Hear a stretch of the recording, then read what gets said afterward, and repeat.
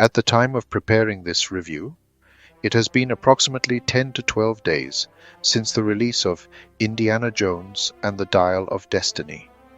The film's domestic box office collection, according to Box Office Mojo on Sunday, July 9th, stands at $121.2 million, with an additional $126.7 million from international markets, resulting in a worldwide total of $247.9 million.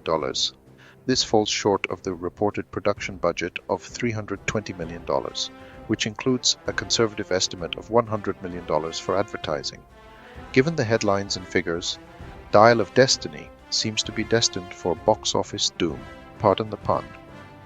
While numerous YouTubers have analyzed the reasons behind the film's failure and poor reviews, I attended the opening night screening with an open mind, starting a YouTube movie channel with the sole purpose of providing fair and unbiased reviews based on what I see on the screen, disregarding pre-release controversies and post-test screening changes.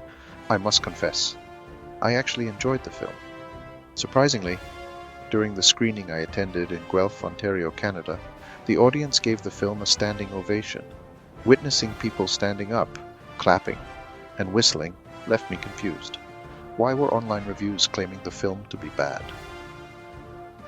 After returning home, I decided to withhold my review for a while. Although I don't consider Rotten Tomatoes to be the ultimate authority on movie ratings, I was taken aback by the audience score of 88%. So what's happening here? Are audiences avoiding the film due to negative YouTube reviews? And for those who did watch it, how come 88% of them loved it? My name is Philip, and I invite you to join me on an otherworldly adventure with Indiana Jones and the Dial of Destiny. Let's find out, from my perspective, whether the film is genuinely good or indeed as bad as the reviews suggest. Warning: spoilers ahead. Indiana Jones and the Dial of Destiny serves as the fifth and final installment in the franchise. Indiana Jones has always been a unique action hero, a dynamic, quick-witted character who combines a cool persona with whip-cracking skills and serious intellectual prowess as an archaeologist.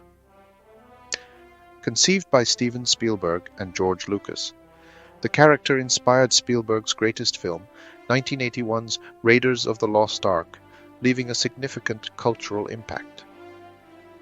Many children fantasized about growing up to be Indy, including Amazon founder Jeff Bezos, who considered him the ultimate pop culture hero and idol. In Indy's grand finale, he has transitioned into a retired professor who gets pulled back into action, a perfect role for Harrison Ford at this stage in his career. For many, especially those of a certain age, the film represents not just a standalone installment, but also a gateway to the old-fashioned pleasures of movie-going, evoking memories of a time before CGI, the pandemic, and other modern influences. Directed by James Mangold, known for Ford vs. Ferrari, this archaeological adventure takes place in 1944, with the Nazi regime on the defensive. Indy, accompanied by his anxious scientific sidekick Basil Shaw, played by British character actor Toby Jones, ventures behind enemy lines in pursuit of the film's MacGuffin, the half of Archimedes' dial, an Antikythera mechanism created by the ancient Greek mathematician to potentially enable time travel. Their rival is the sadistic German doctor Jürgen Woller, portrayed by Bond villain Mads Mikkelsen. Woller aims to obtain the ancient dial, rewind time, and secure a favorable outcome for the Nazis in history. The film unfolds rapidly as Indy narrowly escapes hanging, evades countless bullets, and jumps from car to motorbike to train. The most significant change, of course, lies in Harrison Ford himself, who was nearly 80 when the film was shot. The World War II sequences, where Indy still possesses some agility, utilize digital de-aging techniques, which are notably improved compared to their previous use on Robert De Niro in The Irishman. However, Ford's unaltered gravelly voice somewhat diminishes the effect. Subsequently, the story jumps forward to the summer of 1969, around the time of the moon landing. Indy is now estranged from his wife Marion, played by Karen Allen, who only makes a brief appearance. Their son Mutt, previously portrayed by Shia LaBeouf, is revealed to have been killed in Vietnam.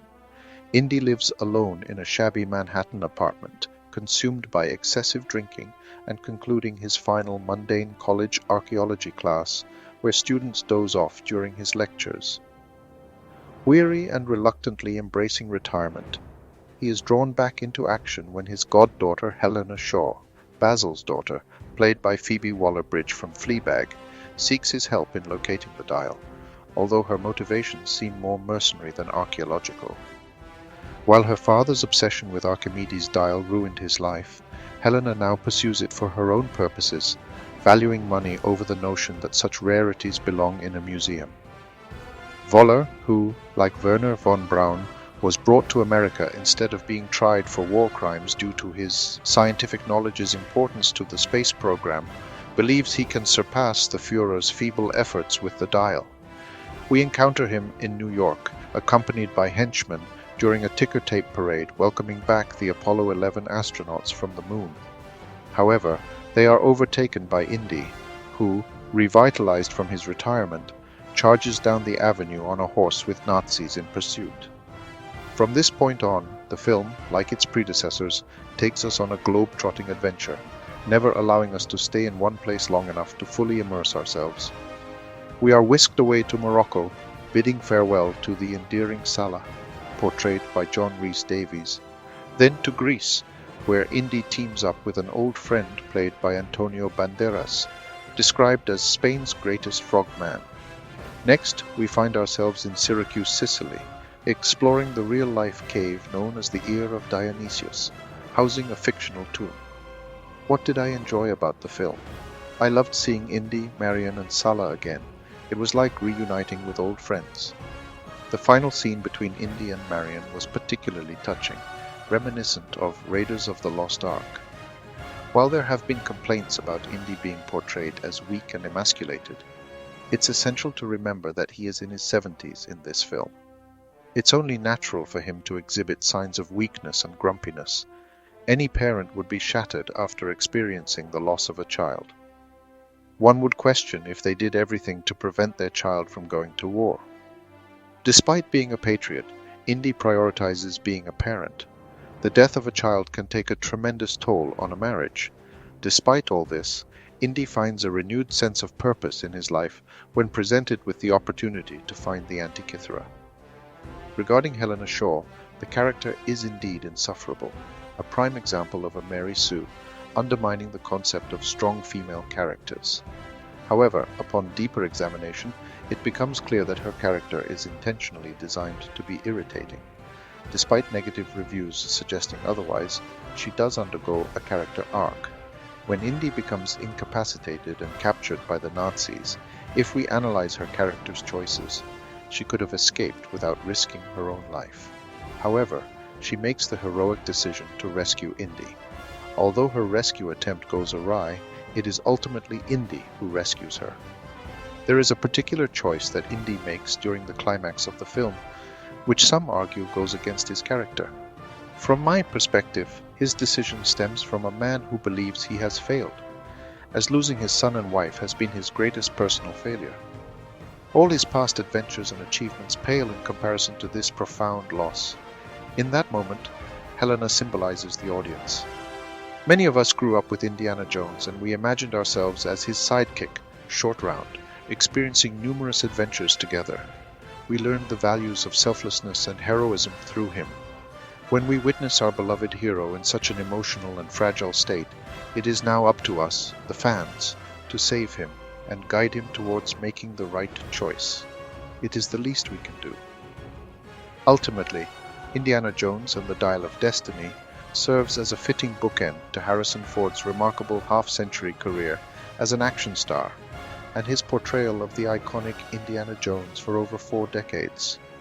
Despite the film's occasional slow moments, it offers enough to make it worth watching as Indy rides into the sunset, metaphorically, if not literally, one last time. Thank you for joining me on this action-packed otherworldly adventure. I hope you did find this review insightful and entertaining. Please do share your thoughts and comments below.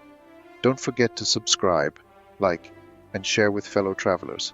Until next time, journey on.